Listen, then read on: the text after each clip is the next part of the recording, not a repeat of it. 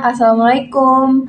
Perkenalkan, nama saya Nurrahmi Aziza. Saya merupakan mahasiswa semester 2 dari Fakultas Hukum Universitas Bangka Belitung dengan NIM 4012411053. Di sini saya akan menjawab pertanyaan dari dosen saya, yaitu mengenai mengapa Tata Suci Vatikan termasuk ke dalam subjek hukum internasional. Di sini saya sudah merangkumnya di laptop saya, jadi saya akan menjelaskannya. Baik, hukum internasional diartikan sebagai himpunan dari peraturan-peraturan dan ketentuan-ketentuan yang mengikat serta mengatur hubungan antara negara-negara dan subjek hukum lainnya dalam kehidupan masyarakat internasional. Mengutip pendapat Iwayan Padhiana dalam bukunya yaitu Pengantar Hukum Internasional pada halaman 3-4, salah satu batasan atau pengertian hukum internasional adalah sekumpulan hukum yang sebagian besar terdiri atas prinsip dan peraturan yang mengatur tentang perilaku yang harus ditaati oleh negara-negara. Dan oleh karena itu, juga harus ditaati dalam hubungan-hubungan antara mereka satu dengan yang lainnya. Serta juga mencakup yang pertama ada organisasi internasional. Hubungan antara organisasi internasional satu dengan yang lainnya, hubungan peraturan-peraturan hukum yang berkenaan dengan fungsi-fungsi lembaga atau antara organisasi internasional dengan negara atau negara-negara, dan hubungan antara organisasi internasional dengan individu atau dengan individu. Yang kedua, ada peraturan-peraturan hukum tertentu yang berkenaan dengan individu-individu dan subjek-subjek hukum bukan negara, sepanjang hak dan kewajiban individu dan subjek hukum bukan negara tersebut bersangkut paut dengan masalah masyarakat internasional. Kemudian saya juga ada mengutip pengertian hukum internasional menurut para ahli yang lain. Yang pertama ada dari Streeck. Hukum internasional dapat didefinisikan sebagai prinsip dan aturan yang dipatuhi oleh negara-negara dalam hubungan mereka satu sama lain. Dan yang meliputi juga, yang pertama ada kaidah hukum yang berkaitan dengan berfungsinya lembaga-lembaga atau organisasi-organisasi internasional. Hubungan-hubungan mereka satu sama lain dan hubungan mereka dengan negara-negara dan individu-individu. Dan kaidah-kaidah hukum tertentu yang berkaitan dengan individu-individu dan badan-badan non-negara sejauh hak-hak dan kewajiban individu dan badan non-negara tersebut penting bagi masyarakat internasional. Kemudian ada juga pendapat dari Mohtar Kusuma Atmaja.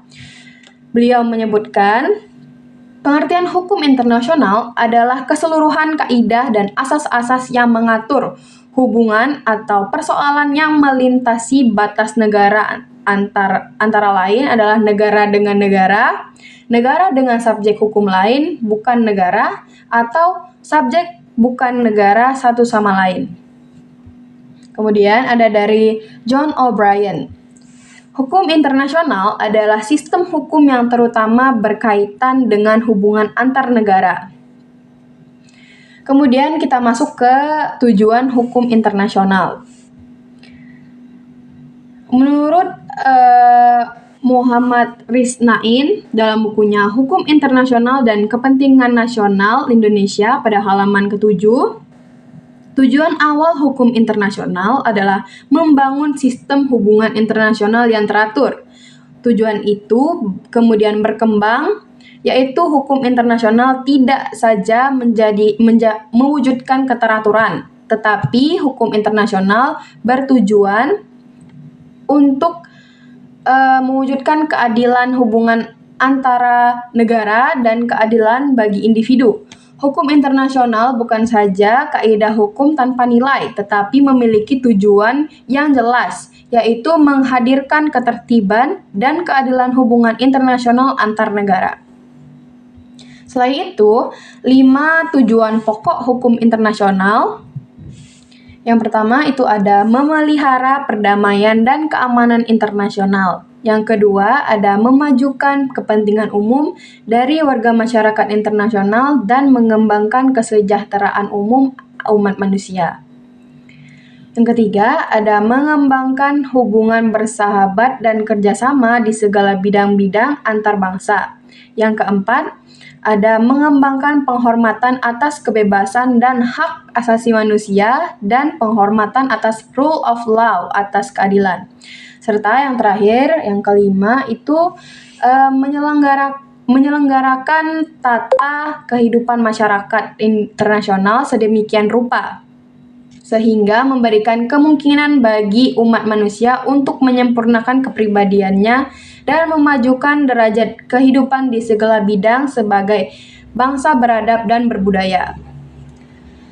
Kemudian tujuan hukum internasional yang tercermin dalam artikel 1 UN Charter dalam piagam PBB yaitu ada 4. Yang pertama, to maintain international peace and security, yaitu untuk menjaga perdamaian dan keamanan internasional. Yang kedua ada menjadi pusat untuk menyelaraskan tindakan bangsa-bangsa dalam mencapai tujuan bersama. Yang ketiga ada mencapai kerjasama internasional. Yang keempat ada mengembangkan hubungan persahabatan antar bangsa.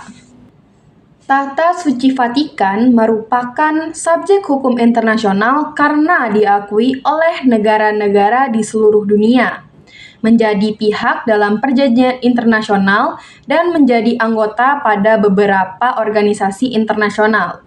Tahta Suci Vatikan mempunyai perwakilan diplomatik di banyak ibu kota terpenting di dunia dan merupakan subjek hukum internasional yang berkedudukan sejajar dengan negara. Italia adalah negara pertama yang mengakui Tahta Suci Vatikan sebagai subjek hukum internasional melalui Pacta Lateran pada tahun 1929, yang juga menjadi dasar berdirinya negara Vatikan.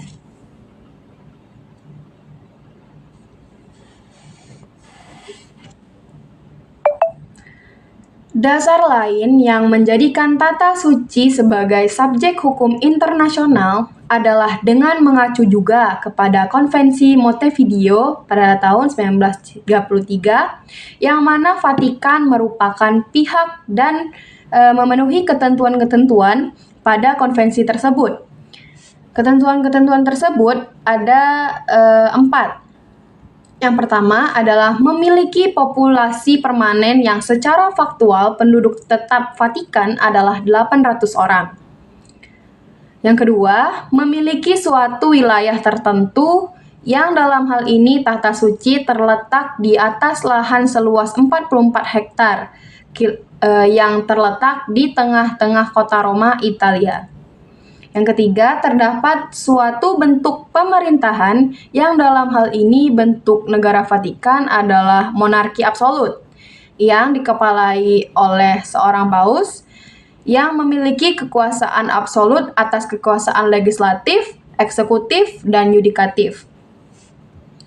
Yang keempat, atau yang terakhir, adalah serta memiliki kapasitas untuk terlibat dalam hubungan internasional dengan negara-negara lain. Dalam hal ini, selain Vatikan adalah pihak pada perjanjian-perjanjian internasional seperti the International Convention on the Elimination of All Forms of Racial Discrimination dan juga Vienna Convention on Diplomatic Relationship.